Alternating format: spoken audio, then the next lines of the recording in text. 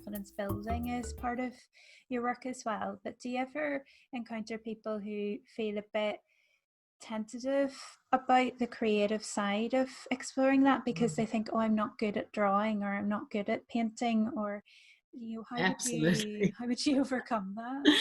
I would say 9.5 people out of 10 feel that way. And you know something, I completely get that. But the process that I lead people through dispels that completely, because the way that I teach people to create, I actually developed a step process, a 5-step process. And it's about accessing guidance from within. It's about making decisions from intuition. And it's about bringing different parts, you know, of your past to that and creating something meaningful for your life. I mean, okay, art, any kind of art is subjective, right? You know, you might love the Mona Lisa. I might hate it. I might say like, what's that all about? You know, I don't get it. Right? So the main thing is to make something, to be able to create something that has led you through a process of knowing with yourself.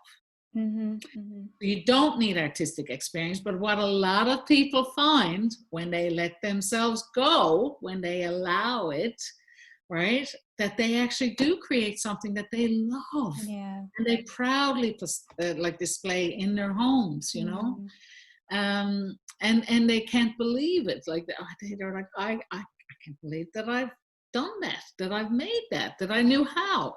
But we are creative as humans, you know, we are creatures. We are creative creatures, and we have so much wisdom, potential, and inside of us that we don't even tap into, that we don't let ourselves go, we don't allow it, you know. And out of those 9.5 that didn't think they could draw a stick man, you know, I would say at least 6 or 7 of them make something that they're extremely proud of, that they has blown their minds, that they even created it. And the others make something that they have such profound meaning and connection with, because it came from within. You know, it came from within. Now, they might not want to display it in their living room, but I bet you it's hanging in their bedroom. You know, it's right, because it's part of. And that's the important thing. It's that process, the creative process that opens up. The end result is just a bonus. You know, it's just a bonus, right? You know, I've had people go through my program, my art program in particular, where I do this step thing. I have a separate course just for that.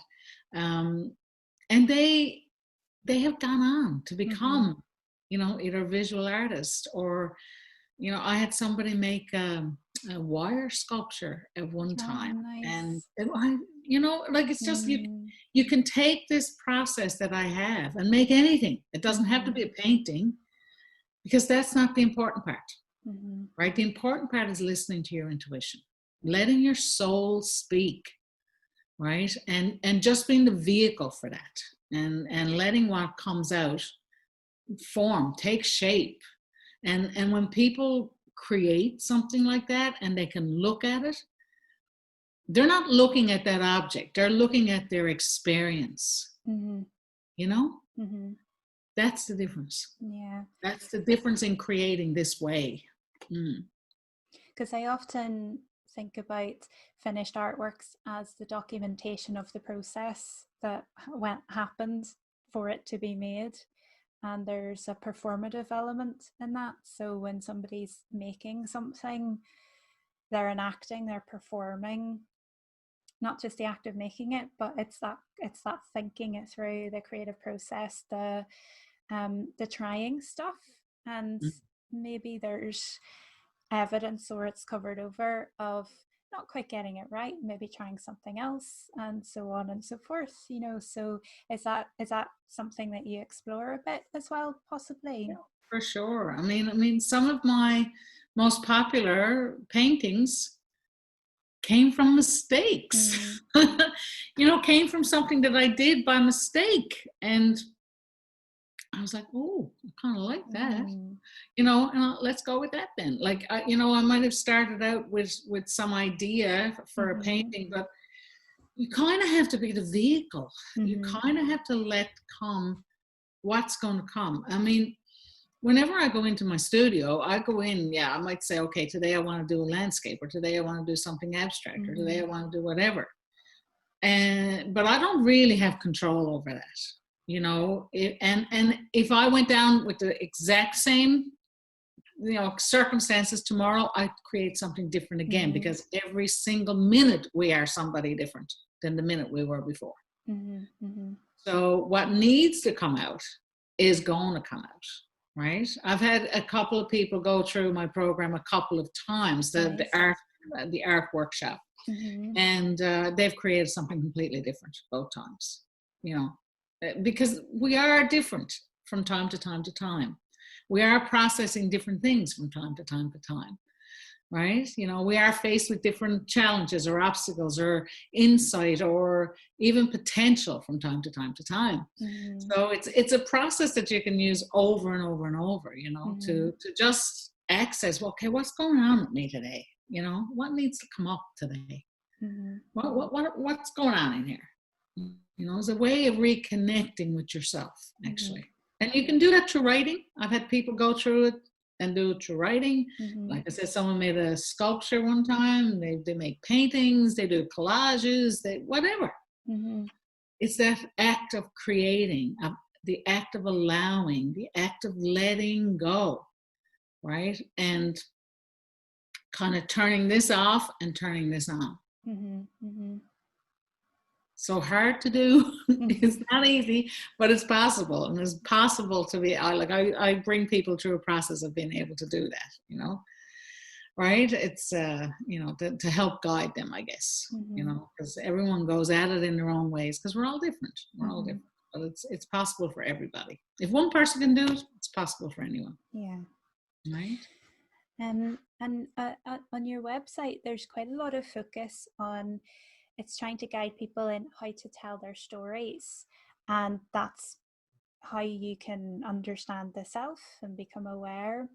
It's the different ways of expressing your story, and you've got behind you in the image there one of your really gorgeous paintings, and you tend to have quite a maritime or you know, sea metaphors. So I was wondering if you'd like to talk about your Be the Lighthouse metaphor that you're using in your current programs. Well, there's kind of a story behind that. Probably not the one you're expecting either.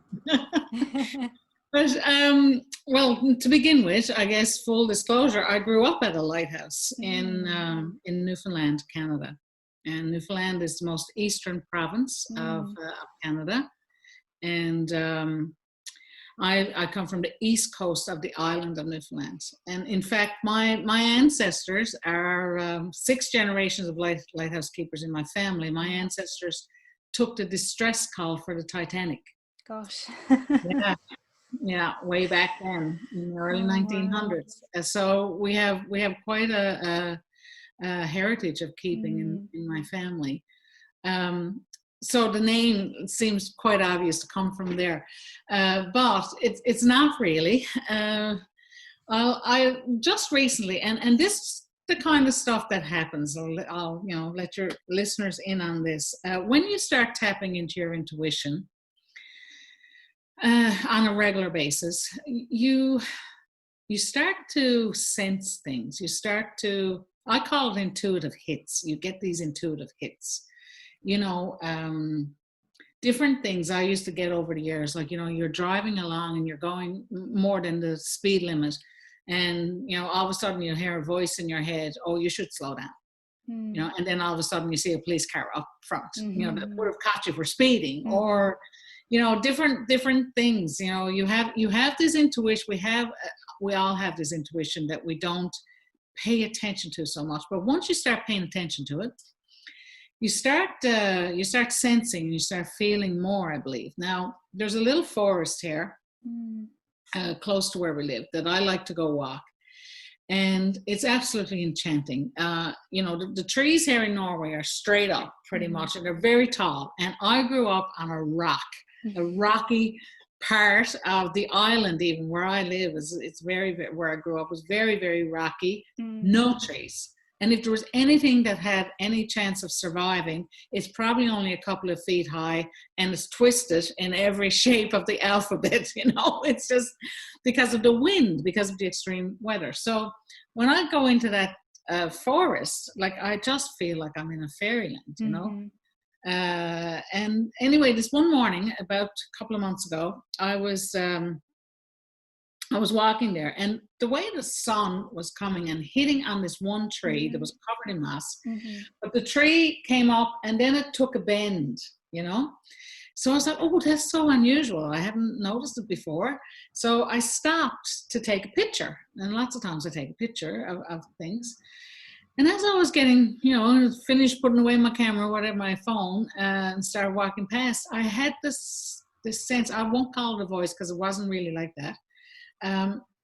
Touch the tree, or touch it, you know, that kind of feeling.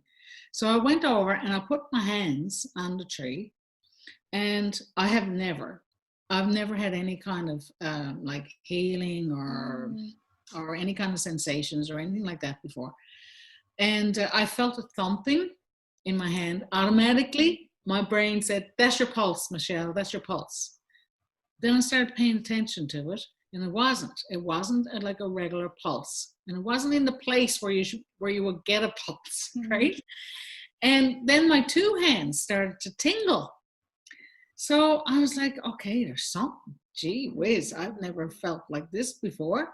And so I closed my eyes, and it was like I felt like when you drop a pebble in the water and it ripples out. I had that feeling of like coming out from me and then coming back into me.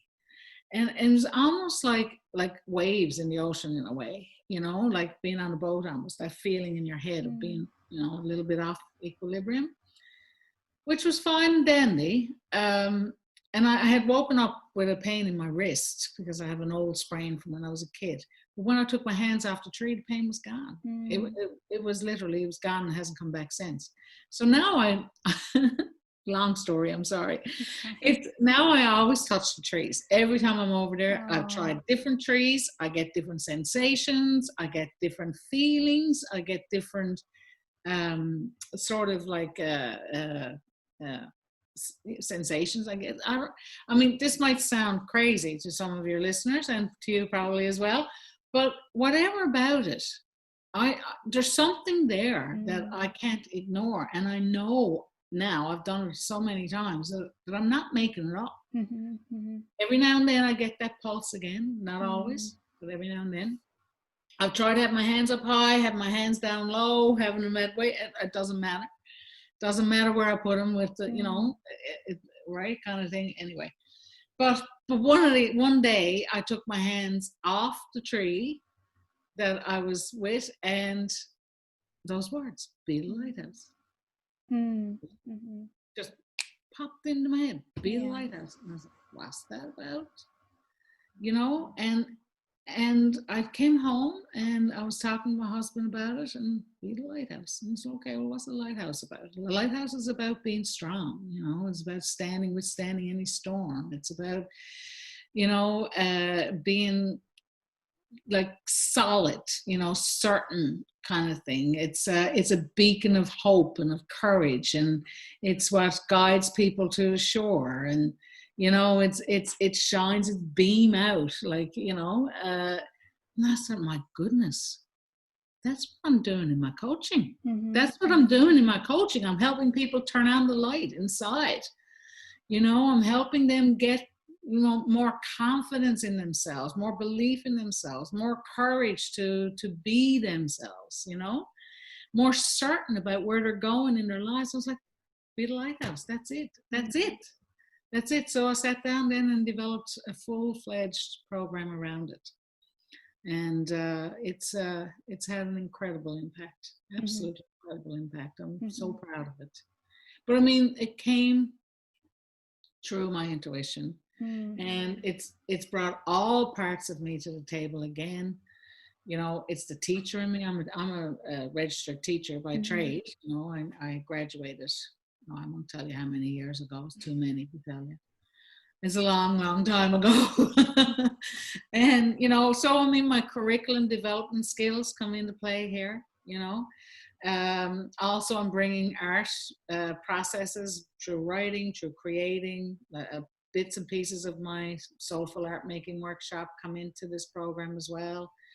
And helping people like understand, what do I want? You know, and really define what is that what, you know, and then laser beam in on what you need to do, the do part, and align yourself energetically with that, you know. But there's a lot of mind management in the first couple of weeks. There's a lot of mind management techniques and things like that around, you know, around thinking, because Paula, everything comes back to a thought, everything. Everything. We think we're guided by our feelings, but we're not. Our feelings are created from our thoughts.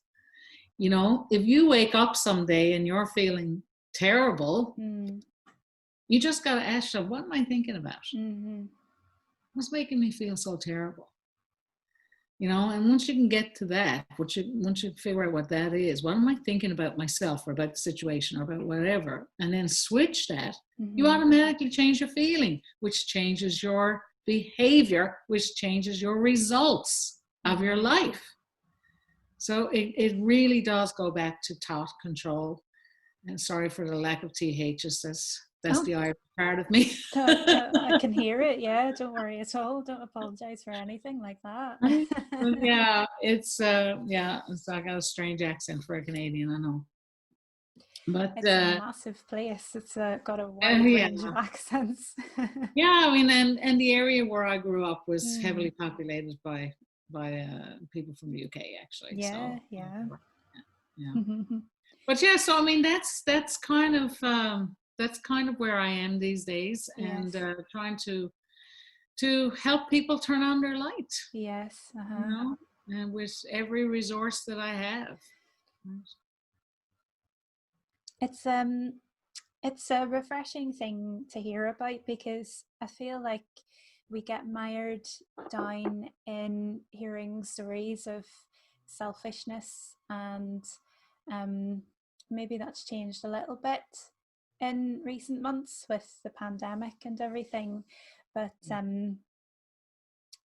you know, it's so nice to find people who are they have these talents, or they have these experiences, and it's a very, I mean, you must make yourself very vulnerable in taking lived experiences and laying them bare, and using them to help other people do the same, but to build back and to become stronger for your future. So it feels like a really positive, and this is an ideal time to do that, because it feels like, well, I don't know, we're just we could be at a turning point, I think, in that connection with nature, especially with the natural world, and maybe remembering those roots that, well, we are creatures and we haven't evolved that much beyond it, and our lives are very ruled and facilitated by technology at the moment. But you know, if you feel that compulsion to go and hug a tree, maybe just go and hug a tree, because maybe just go and hug a tree. You know, I mean, spend some time, like, well, for me, sitting by the water always has such a profound impact on me. Yes.